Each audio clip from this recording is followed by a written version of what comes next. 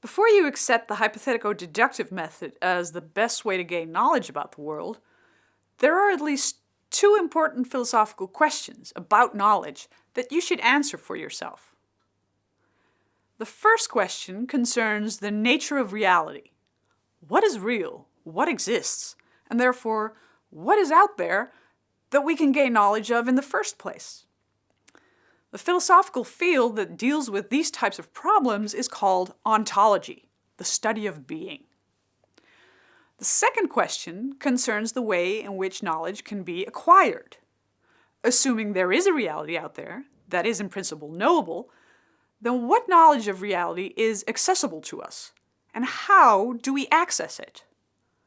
The field of philosophy that is concerned with these types of problems is called epistemology, the study or theory of knowledge.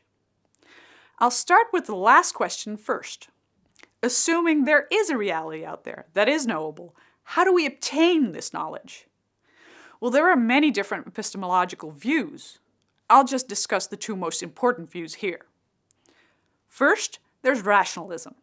Rationalists hold that knowledge is gained through reason.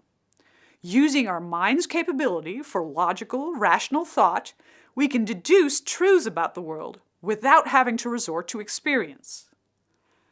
Philosophers like Plato and Descartes coupled rationalism with the idea that at least some of the abstract concepts about the structure of nature are innate. We're born with them.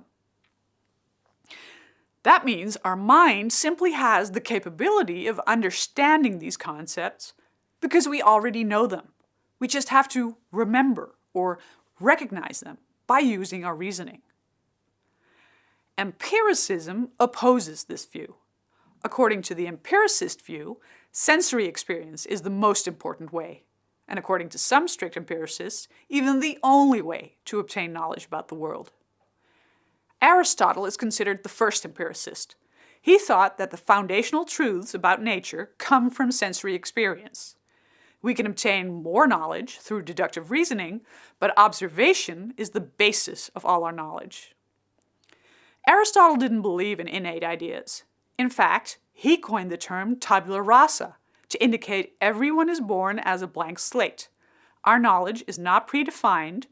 The mind is open to any idea. Of course, Aristotle wasn't a radical empiricist. He didn't object to rational thought entering into the mix, and he wasn't worried about using abstract, not directly observable concepts. I guess Galileo can be considered a moderate empiricist.